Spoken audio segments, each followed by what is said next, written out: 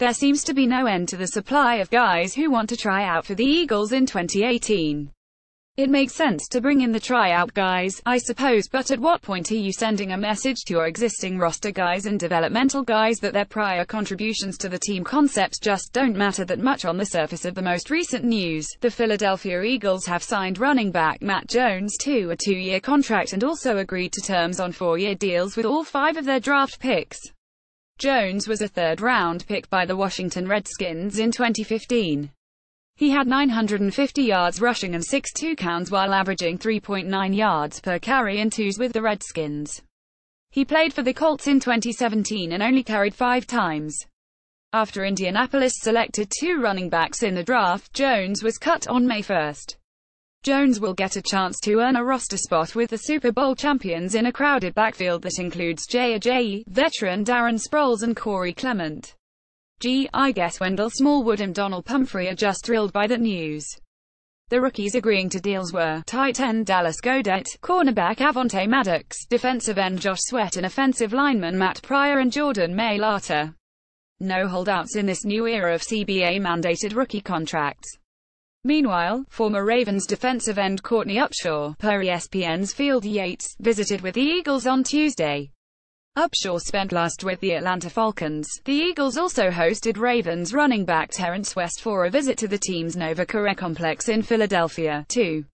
Both West and Upshaw are free agents and would make sense as late off-season additions for the Eagles, especially Upshaw. The Matt Jones signing probably rules out Terrence West, however. Here's the Joe Douglas, VP of Eagles personnel, connection to the former Ravens and Redskins players, which makes sense as to why guys from outside the Eagles' developmental sphere are getting a shot. Douglas spent 15 years with the Ravens. He has friends and associates within the Redskins organization, too. You tend to gravitate to available players whom you think you already know well. Upshaw was drafted by the Ravens in the 2nd round out of Alabama in 2012, and spent the bulk of his Baltimore career as a hybrid defensive end, outside linebacker. In 4 years with the Ravens, he started 51 games and didn't exactly dominate. He had 193 tackles, 5 sacks, 3 forced fumbles and 7 pass deflections. With the Falcons the last 2, Upshaw, listed at 6'2", 273 pounds, spent a significant portion of his snaps playing defensive tackle, which is why the visit with the Eagles makes sense. Upshaw likely wouldn't cost much and could become a decent option in the Eagles' inexperienced defensive tackle rotation behind Fletcher Cox and free agent signee Haloti Ngata, especially since Timmy Jernigan is likely out for the first half of the due to recovery from herniated disc surgery. As for Terrence West, he probably failed the audition. Matt Jones is probably the stronger multidimensional running back. West came up through the mean streets of Baltimore and starred at Towson University, one of those mid-major schools which give no chance kids a chance. The young man used to take 2 MTA transfer buses from his broken home in the ghetto to get to his college classes and football practice on time. But somewhere along the line, West got the reputation of being a slacker. I don't know how that happens, but it did. Maybe after hustling your entire childhood, you get to a false sense of security after making the NFL. The raw ability is still there, but the reputation of sleeping in and being late to meetings is a killer. It probably doesn't matter anyway, because I think undrafted free agent Josh Adams is going to make this team at running back.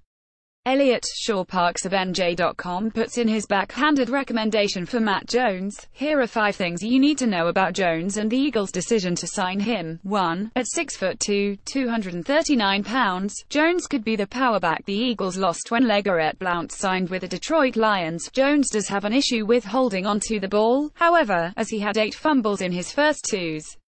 2. Jones' career has been on the downswing since a promising rookie year with the Washington Redskins. As a rookie in 2015, Jones ran the ball 144 times for 490 yards and 3 touchdowns. In his last 2s, however, Jones has not topped either the 490 yards or 3 touchdowns he got as a rookie. He was a complete non-factor with the Indianapolis Colts.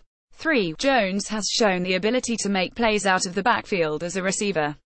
As a rookie he caught 19 passes for 304 yards, an average of 16 yards per reception.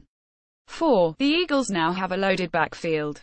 In addition to Jones, the Eagles have Jay Ajayi, Corey Clement, Darren Sproles, Wendell Smallwood and Donald Pumphrey on the roster. They have also reportedly signed undrafted free agent Josh Adams, but that signing has not yet been announced by the team. 5. Jones is far from a lock to make the roster, but the Eagles bringing him in does not seem to speak highly of what they expect from Smallwood or Pumphrey. I guess the only conclusion to draw here is roster building in Philly and across the NFL is more fluid than ever. Nobody is married to one team or one organization anymore. If say you or I had just spent 2 years on the Eagles practice squad, and they bring in 2 or 3 guys at the same position from other teams, we would probably start doubting our career choices.